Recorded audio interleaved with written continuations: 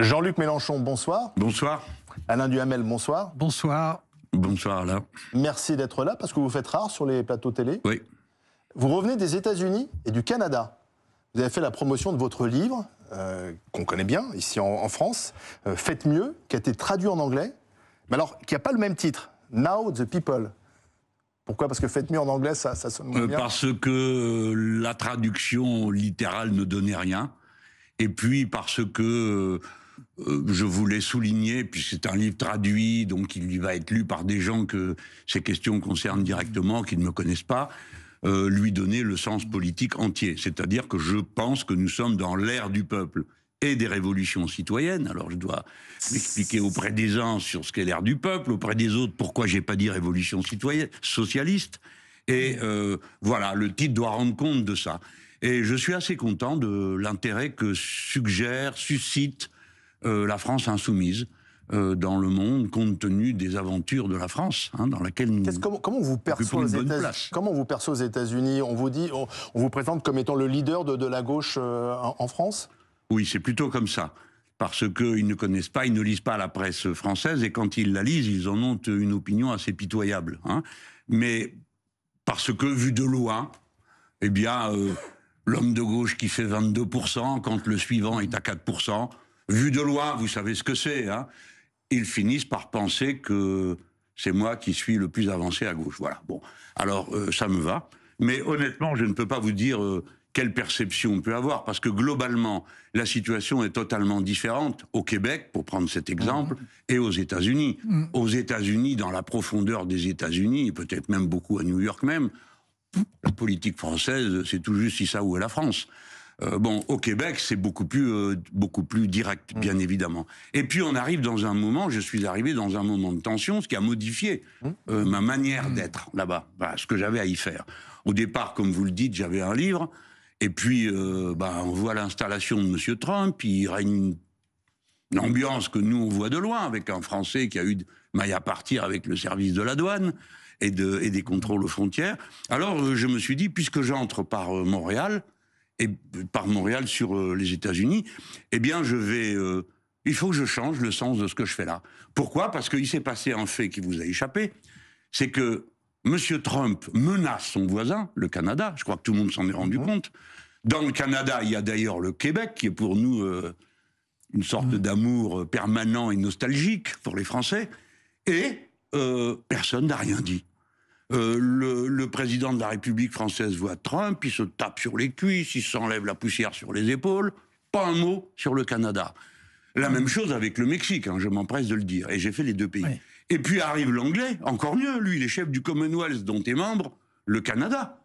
Et alors quand un journaliste lui dit « Alors monsieur, vous avez parlé du Canada avec monsieur Trump ?» Un journaliste qui fait le boulot, quoi. Et l'autre, il répond « Ah non, non, vous voulez nous fâcher avec Trump ?» C'est-à-dire que personne n'a rien dit. Et là-bas, quelle que soit l'opinion politique, tout le monde fait la gueule parce que l'Europe ne s'intéresse à rien, d'après eux. La question, c'est comment combattre Trump, en fait. Bon, alors, d'abord, Trump n'a pas que de mauvais côtés dans la mesure où il a suscité une réaction du Canada, et une réaction qui n'est pas une réaction de second plan, puisque ce sont les libéraux qui ont gagné et qui ont battu les conservateurs, alors que les conservateurs, qui ressemblent beaucoup aux Trumpistes par leur thème et par leur style, étaient grands favoris jusqu'à l'arrivée de Trump. Et ce sont les agressions de Trump contre le Canada qui ont brusquement tout changé. Et le Canada s'est retrouvé, réinventé, a changé le résultat des élections, parce que la vérité, c'était que tout le monde était persuadé que les conservateurs allaient gagner, et que finalement, de peu, mais ce sont les libéraux qui ont gagné, et que ça n'est pas la même chose. Parce que d'un côté, il y a une droite libérale, disons classique, et de l'autre côté, c'était un populisme agressif, un populisme à la Trump. Et il a été battu, donc ça c'était une bonne chose. L'autre point, vous ne serez peut-être pas d'accord avec moi, mais l'autre point, c'est que ça a quand même un peu... des risques, Alain. Mais ça ne me fait pas peur. C'est que... il a un peu réussi à réveiller l'Europe quand même, et à lui donner conscience d'elle-même et de la nécessité de son autonomie, y compris par rapport aux États-Unis. Ça a renforcé l'Europe, finalement? Moi, paradoxalement. mon point de vue, c'est que ça oblige l'Europe, qui n'en aurait peut-être pas eu le courage spontané ou, disons, la solidarité instinctive, mais à oser commencer à se différencier, voire à s'opposer. Alors, la France a toujours essayé de conserver un minimum de distance avec les États-Unis, sur le plan stratégique, et en règle générale sur le plan politique d'ailleurs, mais était quand même à l'intérieur de la cohorte. Et là, il y a le début de quelque chose, de prise de conscience que les intérêts ne sont pas forcément identiques, que la démarche ne doit pas forcément être commune. Et j'espère, alors là je m'avance, j'en suis pas sûr, j'espère qu'elle prend aussi conscience de ses intérêts, c'est-à-dire de la nécessité de tenir bon quand il le faut en face d'un Trump. Écoutez, monsieur Duhamel, sur le premier point, je vais être d'accord avec vous. Sur le second, pas du tout, et je vais essayer de vous le démontrer. De vous le démontrer, pas un pur jugement idéologique, qui pour moi suffirait, mais je vais vous le démontrer. Je commence par le point numéro 1. Dans toute crise, et je suis heureux que ce soit vous qui l'ayez dit et pas moi, il y a des opportunités qui se dessinent. Il ne faut pas avoir peur des événements, même quand ils paraissent terrifiants. Car du moment que l'on analyse précisément les causes, qu'on arrive à prévoir assez précisément les effets, on peut intervenir et changer le cours de l'histoire. Vous avez raison. Au Canada, eux-mêmes sont stupéfaits de ce que ça a produit. C'est-à-dire que tout d'un coup, y compris au Québec, on a ressenti une identité canadienne. Un réveil. Voilà. Alors ça, c'est vrai. Et j'ajoute que si je devais prolonger avec un petit peu d'humour, je dirais qu'on peut dire que M. Trump est sans doute l'un des anticapitalistes les plus efficaces du monde, puisque à lui tout seul, il a réussi à leur faire perdre quelque chose comme 590 milliards en une nuit. Et puis il provoque, et là je parle sérieusement, ça n'est plus de l'humour, il va mettre le monde entier en tension. Car, passons les événements qui changent tous les jours, il reste des droits de douane à 10%, à la place de droits de douane à 2%. On verra ce qu'il fera du reste. Si ça sera vraiment 20%, 105 pour les autres, 50 pour ceux-là. Mais 10%. C'est-à-dire que cet homme, premièrement, fait un aveu. Non, ce n'est plus la main invisible du marché et la libre compétition non faussée qui fixe le prix désignant la valeur des objets. Non, c'est l'État. Il parle quasiment comme Brejnev. C'est l'État. Donc ça, vous approuvez? Alors, j'approuve le fait que... Peut-être pas la méthode, mais en tout cas Non, qu'on soit revenu à la réalité et au réalisme. La main invisible n'a jamais rien organisé à part le chaos, et l'État doit jouer son rôle. Si je devais faire une démonstration sans prendre d'exemple dans mon propre programme, je disais, voyez, pourquoi la Chine, en même pas une génération, s'est redressée du désastre dans lequel elle était pour devenir la première puissance du monde, ce qu'elle est déjà. Donc ça, c'est voilà pour le point numéro 1. Et puis, M. Trump nous oblige à réfléchir. Et ce qui d'ailleurs m'a frappé, c'est que ça n'a pas obligé tout le monde à réfléchir, ni aux États-Unis, ni au Québec. Par exemple, Trump arrive et dit « L'accord de Paris, c'est fini. Autrement dit, il n'y a pas de crise climatique, il n'y a pas de bien commun, il n'y a pas d'intérêt général humain. » Et personne n'en parle. Partout où je suis passé, s'il n'y avait pas eu moi, personne ne parlait de la crise climatique. Point 2, attendez, juste pour la réponse de M. Duhamel, parce qu'il ne faut pas... J'espère que... En m'écoutant, peut-être vous allez réviser votre point de vue. Ce n'est pas vrai, hélas, monsieur Duhamel, car sinon, juste changer d'avis. J'aurais regardé autrement les opportunités qui se dessinent en Europe. Je suis frappé par leur caractère de petit toutou. Monsieur Trump menace d'envahir un pays européen. Le Groenland, pour l'instant, appartient au Danemark. Réponse, 0. Que dit le Danemark lui-même? Ah, nous allons acheter des F-35, qui sont des avions américains pour s'armer. Hein, et évidemment qui ne décolle que si les États-Unis approuvent. Madame van der Leyen, bon alors vous me direz, c'est pas un aigle, c'est pas aujourd'hui qu'on l'a découvert. Mais qu'est-ce qu'elle fait? Elle dit, ah, nous allons nous armer pour faire face à la menace russe. Bon, très bien, bah, allons-y. C'était totalement extravagant à mes yeux, mais qu'est-ce qu'elle fait? 850 milliards, excusez-moi si c'est 50 ou plus, peu importe. C'est ça, c'est 850 milliards, dont 150 qui sont empruntés. Ça veut dire, on autorise tous les États d'Europe à dépenser plus qu'ils n'avaient le droit jusque-là. On ne pouvait pas pour l'éducation, on ne peut pas pour la santé, on ne peut pas pour l'espace, on ne peut... Bref, attendez, je termine. Mais par contre, pour les armes, on peut. Quelles armes? Celles des États-Unis. Il n'y a que nous, les Français, qui sommes capables de nous équiper tout seuls. Tous les autres vont aller acheter des armes nord-américaines. Et comme si ça ne suffisait pas, Il se trouve que j'ai fait le calcul que vous n'avez pas fait, monsieur Truchot, ni vous, ni votre collègue, ni aucun autre, c'est que ces 850 milliards, ça correspond pile poil aux 5% du PIB que M. Trump a demandé pour payer des armes américaines. Oui. Alors, je résume d'un mot. M.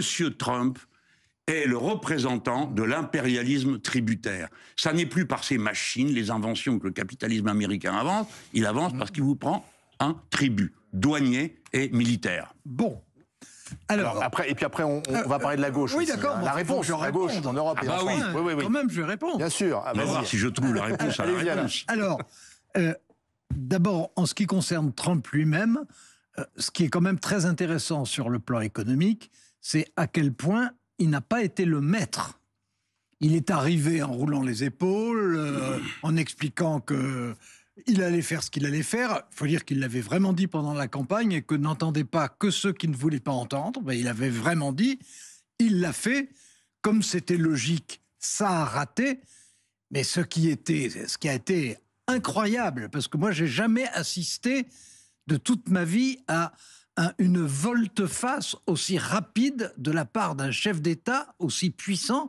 Il a été obligé de s'agenouiller, en réalité, devant les réactions du marché. Et le marché, je ne dis pas du tout que le marché soit, un, idéal, et deux, toujours lucide.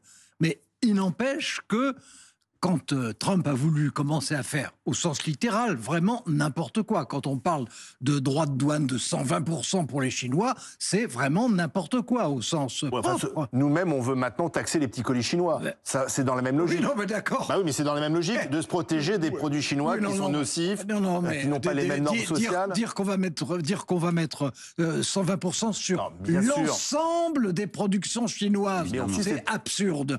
Et c'est absurde. Mais on suit cette logique aussi.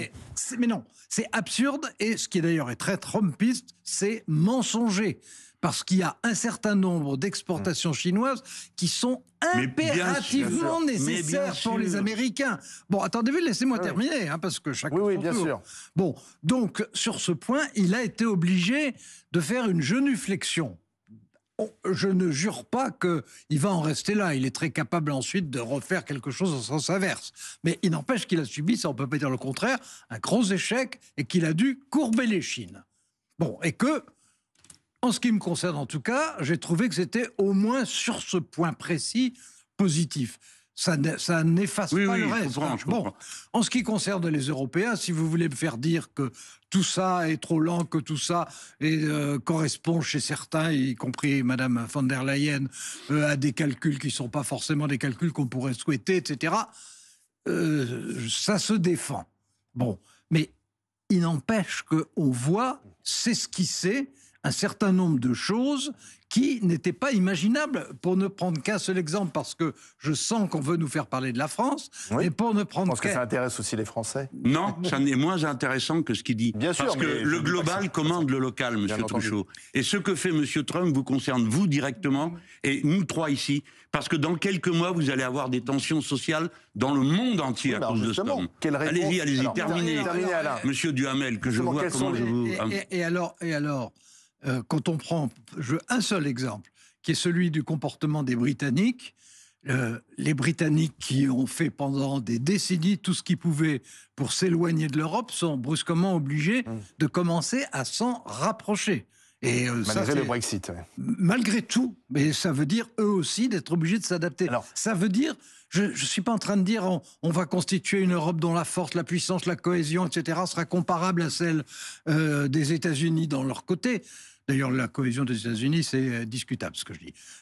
Mais à faire bouger. Et faire bouger l'Europe, en soi, c'est déjà un exploit, même si c'est bougé pas assez, trop tard, pas suffisamment, et en désordre. Dans ce monde agité, quelle est la réponse de la gauche française aujourd'hui, qui est dans l'opposition, qui pensait gagner les législatives, finalement qui pensait même pouvoir obtenir Matignon, qu'il n'a pas obtenu. Comment qui pensait, monsieur, nous les avons gagnés? Oui, mais qui pensait avoir Matignon, vous ne l'avez pas eu. Donc aujourd'hui, c'est la droite et le centre. Vous savez que dans tous les pays du monde, personne ne comprend qu'il y a eu des élections, qu'un parti les ait gagnées avec pas une majorité absolue, mais c'est pas lui qui dirige. Soit arrivé en tête. Mais ailleurs, ça suffit. Regardez en Allemagne, Je ne dis pas Alors, le Le contraire. SPD arrive en tête, c'est lui, et il est loin de la majorité. Hein. D'accord, mais justement, comment faire en sorte que la gauche gagne et gouverne? Ah, c'est pas la... Elle revienne au pouvoir. Bah, si vous voulez apporter des réponses à Oui, Trump, à ce monde agité, Oui, oui, oui. j'imagine que vous voulez que la gauche revienne au pouvoir. Oui. Mais c'est quoi la solution? Quel est le Je vais vous mode dire, d'emploi? c'est en secret. Hein. Il faut gagner les élections. Oui, mais comment les gagner? Non, mais comment? Un autre secret. En faisant campagne, en ayant un programme. Vous avez- Mais monsieur, je suis un démocrate. Mais quel moi. programme? Je ne vais pas faire des putschs. Je ne vais pas appeler à des barricades. S'il y a des barricades dans ce pays, elles seront toutes seules, elles n'ont pas besoin de moi. Donc, je ne peux faire qu'une chose, dire je respecte la démocratie. Mais un je veux programme qu'elle- commun à toute la gauche? Mais attendez, on passe d'un sujet à l'autre. D'abord, c'était pas ça dont vous vouliez parler. Vous m'avez dit, que fait la gauche en face de ce monde? J'allais Ouais. vous répondre avec courtoisie pour des gens qui ne le sont pas avec moi d'habitude. Je peux pas parler pour tous les autres. Et puis, je vais vous dire, j'ai pas envie de parler pour eux. Parce que certains d'entre eux, bon, ont fait un choix. Je dis pas que je le respecte, mais ils ont fait un choix. À 5 occasions de suite, ils ont refusé de voter la censure parce qu'ils avaient un arrangement de nuit passé avec M. Bayrou. Bon, là, vous parlez des socialistes, pour que ça Bien soit sûr. bien clair. Et François J'allais Hollande les dit- nommer, mais monsieur François Hollande Duhamel, dit- mais encore une fois, c'est vous qui faites le boulot, là. Mais hein. François Hollande dit que ça ne sert à rien de censurer, puisque si c'est pas François Bayrou, ça sera Monsieur Lecornu ou un autre. Voilà, ça pourrait être moi, par exemple, parce que je vous rappelle quand même qu'on est arrivé en tête. Vous non. pensez qu'Emmanuel Macron pourrait vous nommer Mais Matignon? attendez, non, on va pas tourner à la guignolade notre entretien. Je suis venu là parce que c'est M. Duhamel et que c'est sérieux. Alors, donc, c'est quoi votre question? Que fait la gauche? Je ne sais pas, elle ne fait, je peux vous répondre, rien. Nous, les insoumis, nous avons essayé de faire au moins une chose, c'est d'avoir un programme cohérent. Et deuxièmement, d'aller là où ça barde. Alors on a choisi ça comme méthode, un peu prétentieux, je le reconnais. On a dit, bon, on va être l'autre voie de la France. Alors me voilà, sur les routes et d'autres. Aujourd'hui, vous avez Manon Aubry et Mathilde Panot qui sont en Pologne avec des pilules pro-avortement. Moi, je suis allé au Canada menacé d'invasion par le voisin. J'ai fait un discours en anglais pour dire, on t'a dit que c'était non, va te faire voir, à M. Trump. Je suis allé au Mexique, je suis allé en Arménie, je suis allé au Liban, à chaque fois pour porter le même message.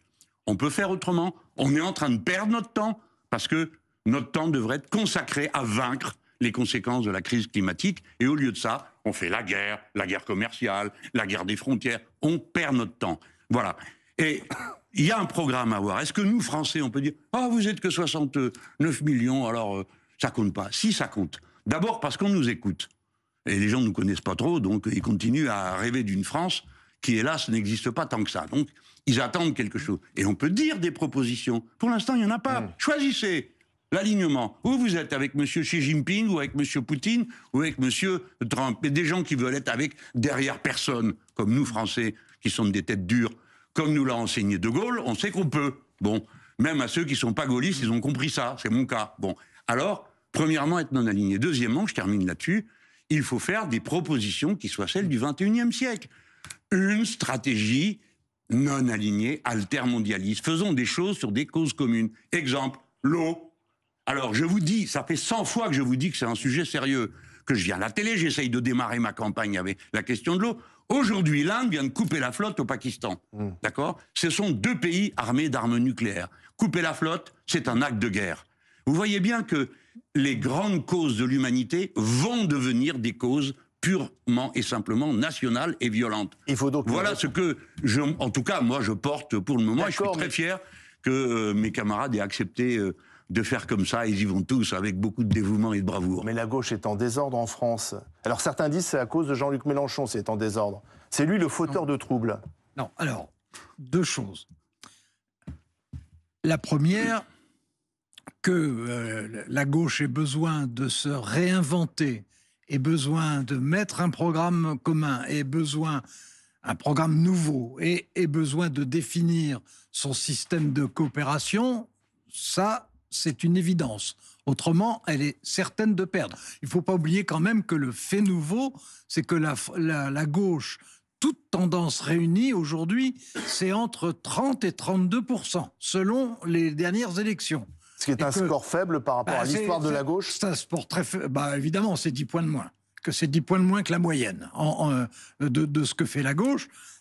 Et à l'intérieur, mais ça on y reviendra peut-être, à l'intérieur de la gauche, ce sont les insoumis qui se portent bien. C'est-à-dire une gauche qui, par rapport à ce qu'était la gauche d'il y a 10 ou 20 ans, est une gauche de rupture par rapport à une autre gauche qui se veut ou se rêve ou espère redevenir une gauche de gestion. La gauche social-démocrate. Oui, enfin, C'est ça qu'on l'a appelé. entre autres. Mais je suis d'accord que, pour l'instant, il n'y a aucun effort de programme et de réinvention.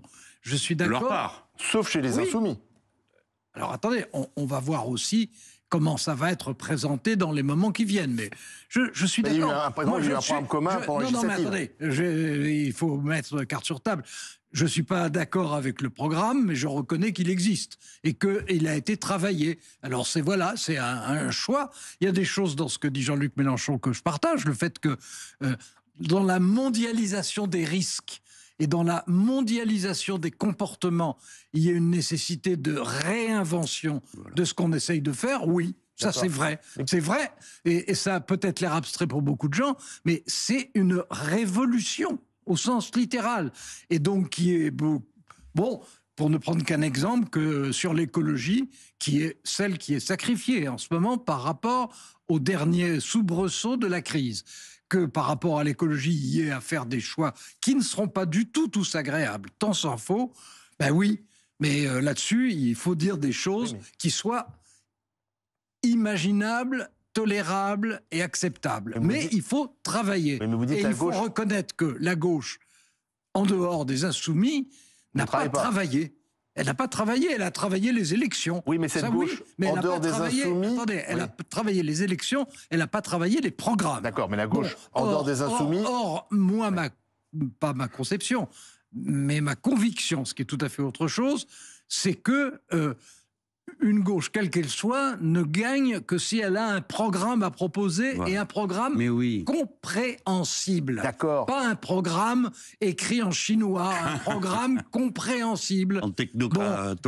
Et pour l'instant, les insoumis ont leurs propositions. Je ne les partage pas, mais Mais ils ont des propositions. elles ont des D'accord, propositions et elles ont leur cohérence. Vous avez des Et- propositions. Le problème, c'est que... Je peux vous montrer, Oui, mais terminez votre phrase. Non, parce mais que- Jean-Luc Mélenchon, vous avez des propositions, mais moi, quand Oui. j'entends ceux qui étaient avec vous au moment des législatives, puisque vous aviez présenté des listes Oui. communes, aujourd'hui, ils se disent il faut trouver un système qui exclut Mélenchon, on ne veut plus de lui, on veut continuer sans Oui, lui. On d'accord. veut même peut-être organiser des primaires sans lui, etc. C'est ça que j'entends. Oui, oui. Et c'est paradoxal. ça ne me dérange Parce pas. que c'est vous qui avez fait le meilleur score la dernière fois, c'est Mais vous c'est qui donc travaillez pas moi. dit Alain Duhamel, et Mais finalement, on monsieur veut vous mettre Truchot, de donc côté. c'est pas à moi qu'il faut poser la question, j'en sais rien. Et peut-être aussi, c'est à vous, peut-être, parce que parfois vous leur parlez durement. Ah bon? Ah oui. Ah bon? Eux, Vous, non. dites- vous avez dit, je ne les aime pas.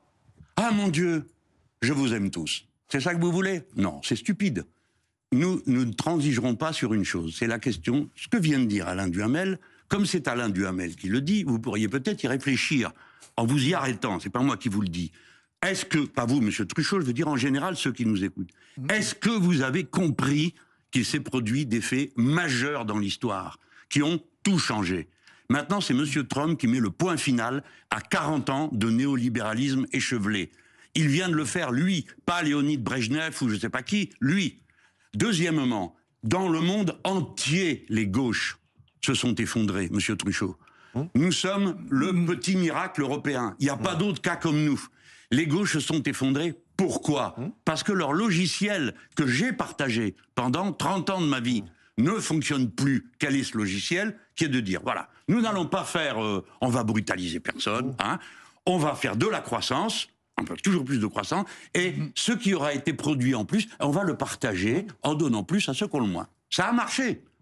Mais arrive un jour où la croissance sans fin, elle bute sur une difficulté, le capitalisme est en panne, vous n'avez pas l'air de vous en rendre compte, mais la croissance a été divisée par 2 depuis les années 60. Il n'y a pas besoin d'être un aigle pour comprendre que les capacités d'accumulation pour le capitalisme ont été divisées par 2. Deuxièmement, si on continue à dire la croissance, la croissance, la croissance, c'est pour ça que monsieur Duhamel, pas Jean-Luc Mélenchon, mais je souscris à la thèse duhamélienne, hein, dit si vous continuez à faire comme avant, vous allez avoir un désastre de première grandeur. Je le dis aussi.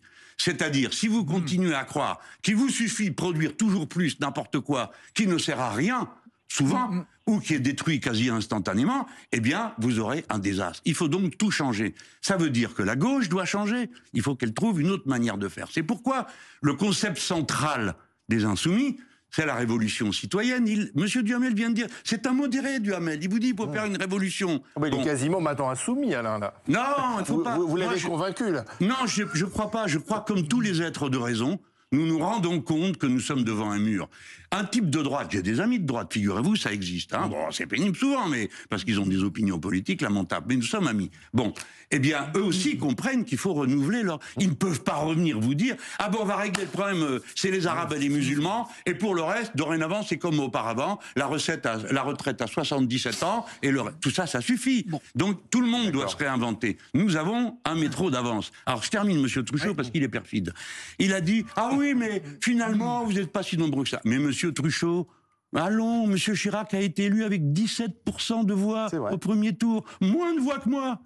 Mais c'est comme ça. C'était des configurations différentes. Mais heureusement, heureusement. Mais le monde est ainsi fait que chaque moment est nouveau. Après, il faut avoir une réserve de voix, vous le savez bien, vous savez même mieux que moi. Je vais vous dire. Au deuxième tour. La parole. Attendez, je termine juste parce que là, je veux absolument finir avec cet argument. Peut-être y répondrez-vous vous-même, monsieur Duhamel. Mais bien sûr, il faut une réserve de voix. La dernière fois, à 400 000 voix près, si M. Roussel n'avait pas maintenu son absurde candidature, alors qu'ils étaient mes alliés avant, eh bien, j'étais au deuxième tour. Et au deuxième tour, le pays tout entier se serait dit, tiens, qu'est-ce qu'on fait ?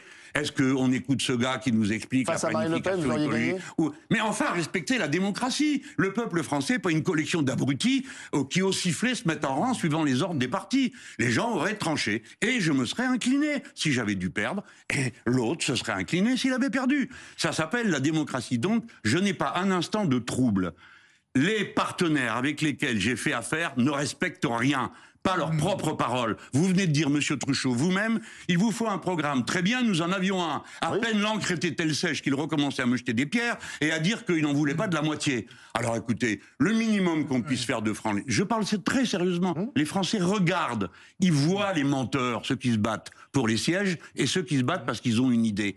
Alors peut-être qu'on peut trouver que moi, je suis trop inspiré par moment, mais je le suis. Et les gens le comprennent. Il faut choisir entre des visions du monde, mes chers compatriotes. Et vous l'avez fait 10 fois dans le passé. Eh bien, il vous faudra encore une 11e. Et celle-là, c'est moi. Ça sera en 2027 et ça sera vous ou pas. Ça veut dire on ne sait pas. Hein. On ne peut pas se passer de Jean-Luc Mélenchon à gauche. Non, mais c'est le problème Mélenchon. Moi, je suis tout à fait prêt à en parler sur une autre fois, ce qu'il inspire, ce qu'il a de positif, ce qu'il a de négatif, ce qui agace, ce qui intéresse, etc. Bon, tout à fait.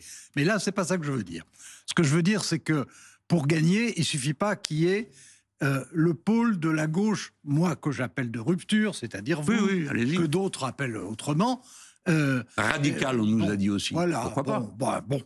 Bref, il suffit pas que cette gauche-là ait un programme que je ne partage pas, mais qui est un programme et une vision des changements que je ne partage pas, ou en tout cas pas suffisamment, à vos yeux sûrement. Il faut qu'il y ait des partenaires qui soient des partenaires qui acceptent eux aussi d'avoir un programme et d'en discuter. Pour l'instant, il n'y a pas de programme de ce côté-là. Et de même que vous n'avez pour eux pas de considération évidente, si j'ai écouté ce que je vous disais. C'est la déception, monsieur Duhamel, qui me fait parler. Ces gens ont signé un programme, ils ne le respectent pas. Mais, alors... Que voulez-vous que je vous dise alors après, on me dit, tu n'es pas d'accord. C'est pas à moi qu'il faut poser la question, c'est à eux. Attendez, je continue à vous répondre. C'est absolument inévitable ce qui se passe dans la mesure où la gauche réformiste, la gauche social-démocrate, la gauche d'accompagnement, non insoumise, qui est quand même la gauche qui a gouverné dans l'histoire en France. Quand elle a gouverné, c'est elle qui gouverne. Oui, mais eux tous rassemblés ne font pas la moitié. Attendez. Non, mais attendez, je vous réponds. Bon, cette gauche-là, elle a besoin... elle a, au fond, choisi l'alliance avec vous pour des raisons électorales, accepté un programme que, dans le fond, elle ne partage pas, votre programme, et elle l'a rejeté ensuite d'autant plus facilement qu'elle ne partage pas sur le fond. Et que ce ne sont pas les mêmes idées que vous défendez. Mais je dirais que ça, c'est ce qui complique aujourd'hui terriblement vos rapports, alors même que vous ne pouvez gagner qu'alliés, mais que vous ne pouvez être alliés qu'à condition d'avoir au moins un minimum de convictions communes, ce qui aujourd'hui n'est pas le cas. Admettez tout de même que quand on signe un papier, c'est qu'on y croit. Ils ont passé des nuits à négocier avec moi. Non, je n'admets pas du tout ça. Ah bon? C'est ce que moi je pense souhaitable dans l'absolu, mais ça n'est pas du tout la réalité. La réalité, c'est que le reste de la gauche a signé avec vous, parce qu'avec vous, ils avaient une chance de s'en tirer, et que sans vous, ils n'en avaient aucune. Voilà, c'est ça. Oui, et en plus, c'est la première fois de l'histoire, monsieur Truchot, de l'histoire, qu'il y avait des candidatures communes au premier tour. Bon. C'est nous qui avons fait ça. Je faisais 22, le C'est un choix opportuniste, en fait, pour certains. Bon, mais donc cette gauche-là, pour l'instant, ça n'est pas vraiment un partenaire pour vous. Non. Mais il y a autre chose qui est plus grave et que vous avez évidemment remarqué, qui est que le mouvement général en Europe, on va en rester à l'Europe, le mouvement général en Europe n'est pas du tout celui d'une conquête électorale de la gauche. Le mouvement électoral en Europe, c'est un mouvement nationaliste et populiste, simultané dans la quasi-totalité des pays, avec des degrés, des puissances, des rapidités, des incarnations qui sont différentes d'un pays à l'autre, qui sont plus séduisantes dans certains cas que d'autres, qui sont dangereuses dans tous les cas, et qui est l'énorme vague qui arrive. L'énorme vague qui arrive, ça n'est pas les insoumis et leurs éventuels alliés. La vague qui arrive, c'est la vague des populistes nationalistes, ce qui veut dire d'ailleurs deux dangers. Alors, et ces deux dangers, tout le monde la voit. Alors, cette vague, comment y répondre? Et puis ensuite, je voudrais qu'on parle aussi de cet acte anti-musulman qui a frappé la France, et je voudrais vous faire réagir également là-dessus, parce que c'est aussi important. Alors, je partage le diagnostic d'Alain. Il faudrait être Alain Duhamel. Il faut être aveugle pour pas voir. En effet, le risque est là. Donc, ce qu'il faut faire, c'est analyser comment ça s'est passé ailleurs, pour essayer, nous, de parer le coup avant. Partout ailleurs, la droite et l'extrême centre, on va dire, pour être gênant pour personne, se sont fait absorber, pas par l'extrême droite, ils essayent de la combattre, mais avec la pire des méthodes, c'est-à-dire en reprenant leurs idées, leur vocabulaire et le reste. Et le résultat, c'est ils sont portés par des programmes que vous venez de décrire, nationalistes, on peut dire agressifs, chauvins et racistes.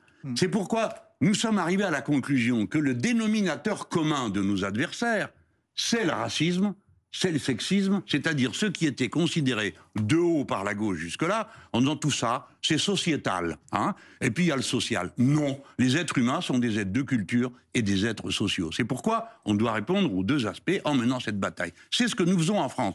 Mais monsieur Duhamel, prenons le témoignage de l'histoire. Eh ben oui, on a déjà été entouré par Hitler, Mussolini, Franco, et nous, nous avons fait le Front Populaire. Et le Front Populaire... Pétain ensuite, hein. Mais attendez, il s'est passé un certain nombre d'années. Il faut donc aussi tirer une leçon. On va pas en plus être responsable de Pétain pendant que vous y êtes, non? Non, mais c'est pas moi qui en ai dit du bien, hein. C'est monsieur Macron. Donc, il y a eu des... il n'a pas dit du bien de Pétain. Si, il a dit que c'était un grand stratège, ce qui n'est pas vrai, et que Maurras était un brillant intellectuel. Non, il a dit que c'était un bon chef de guerre et que c'était un homme d'État lamentable. Oui, mais on ne parle pas comme ça. Il est par l'œuvre de l'artiste. Il a été... Non, alors il a été un bon... vous ne me mettez pas à deux. Hein. D'accord. Déjà à deux, vous prenez les 2/3 du temps, mais alors en plus... Non, mais je voudrais... Non, mais sérieusement... Ça a été un bon militaire, pas du tout le meilleur. Et son Pétain de du côté des Français, mais ça a été un bon militaire. Et ça a été un chef d'État innommable. Pardon, Alain. Alors, monsieur Duhamel, écoutez... Tout ce que vous voudrez, vous êtes brillant pour faire. Mais dans la même phrase, il y a Maurras. Maurras est un antisémite et un assassin. Donc, ce n'est pas... Quand on est président de la République française, quelles que soient ses opinions, il y a des choses qu'on ne dit pas. Voilà, point final. Il nous reste peu de temps, et je voudrais quand même qu'on parle... peu de temps, j'ai pas fini de ce que j'ai à dire. Non, je voudrais quand même qu'on parle de cet acte anti-musulman. Oui. Parce qu'il a fait réagir beaucoup de Français.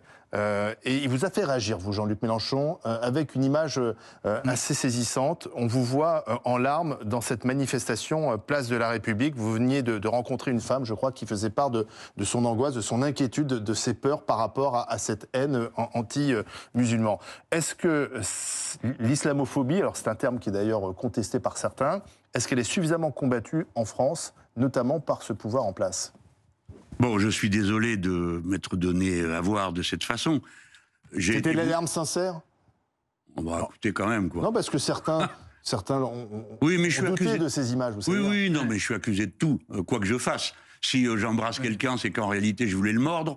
Si je pleure, c'est qu'en réalité... Non, on parle sérieusement. Je suis oui, bouleversé par cette situation. Mais comprenez, je suis un homme de gauche. Je suis né dans une famille chrétienne où on n'acceptait pas le racisme. On n'a pas besoin d'être de gauche pour... Et je suis né au Maghreb. Donc ça me parle peut-être un peu plus, bien plus. Vous savez ce que c'est avec le temps, bien un peu émotif. Bon, voilà, ça se passe comme ça. Mais c'est pas la première fois. Tout ce qui concerne la détresse, la peur. Cette femme m'a dit, nous partons avec la peur au ventre. Moi, je pense à mes milliers de petits compatriotes, peut-être aussi à mes neveux et nièces, qui sait. Et je me dis, non, ce pays est à vous. Je vous demande de vous en rappeler. N'acceptez pas de vous faire mettre sur le bord de l'assiette. Sinon, nous allons recommencer une horreur qui a déjà eu lieu une fois. On ne recommence pas ça. Il est temps d'arrêter et de dire stop. Et donc, tous les responsables politiques, quelles que soient leurs opinions, doivent se dire, maintenant, ça suffit de montrer du doigt les musulmans, le ministre de l'Intérieur qui termine un discours en disant « à bas le voile ». Mais qu'est-ce que c'est que ça? Vous m'imaginez, moi, dans ma pire période anti-calotin, quand j'avais 18 ans, si j'avais dit « ah bah les crucifix », on aurait dit « dis donc, toi, tu vas baisser un ton ». Sur le voile, vous aviez aussi tenu à des propos assez laïques, anti-voile. Non, mais pas assez laïques. Je dis les choses comme elles sont. Je ne comprenais pas pourquoi on se voilait. J'ai regardé, j'ai écouté, tout le monde est accessible à la raison. Et l'une de mes amies à qui j'ai posé la question, qui ne porte pas de voile, et à qui je lui ai dit, mais dis donc toi, t'es féministe et tu viens me dire que c'est bien le voile, et tu t'abaisses devant l'homme? Et elle m'a répondu, moi, je m'abaisse devant aucun homme, je m'abaisse devant Dieu. Ben, monsieur Truchot, si vous voulez aller discuter les ordres de Dieu avec quelqu'un qui croit, vous y allez. Moi, j'ai décidé que ça servait à rien. Alors, l'islamophobie est-elle suffisamment reconnue en France? Jean-Luc Mélenchon avait eu ce terme qui avait été controversé, il avait parlé d'antisémitisme résiduel. Est-ce qu'il y a une islamophobie résiduelle en France? Il y a à mes yeux, il n'y a ni islamophobie résiduelle, ni antisémitisme résiduel en France. Il y a en France un antisémitisme virulent qui est en plus, qui depuis tout ce qui se passe à Gaza... C'est aggravé, c'est aggravé. Je vous donne le mot, je vous donne le mot, monsieur Duhamel. Et il y a évidemment une islamophobie en même temps. Il y a les deux, mais bien sûr. Et le problème, c'est pas simplement le problème... Chacun des deux est un gros problème, hein, que ce soit l'antisémitisme ou l'islamophobie. Mais au-delà encore de ça, il y a le fait qu'on se retrouve dans une société qui est clivée comme jamais, non pas simplement sur des convictions idéologiques abstraites ou des choix politiques, sur la nature même des relations humaines. Et ça, exactement.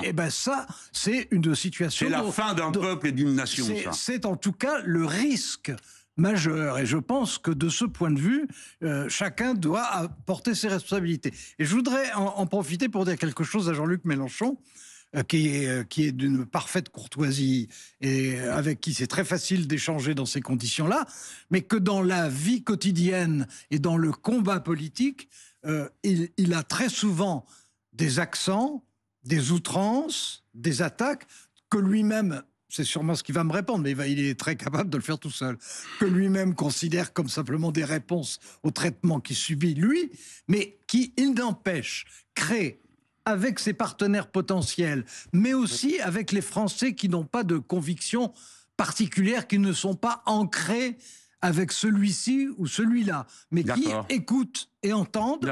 Et je pense que, je vous le dis comme je le pense, hein, je pense que c'est au détriment de votre propre cause, ce qui après tout, moi, ne m'empêche pas de dormir, puisque ça n'est pas la mienne, mais au détriment, je dirais, de l'intérêt de ce que vous essayez de porter. Vous portez des idées, ce ne sont pas les miennes, vous les portez en y réfléchissant et en travaillant, ce qui n'est pas le cas de tout le monde, mais en les exprimant comme vous le faites, moins vos idées d'ailleurs, que les réponses aux critiques que vous subissez, mais aux critiques que vous provoquez ou aux critiques que vous exprimez sur les autres, vous créez un climat qui est un climat à votre détriment. De tension ?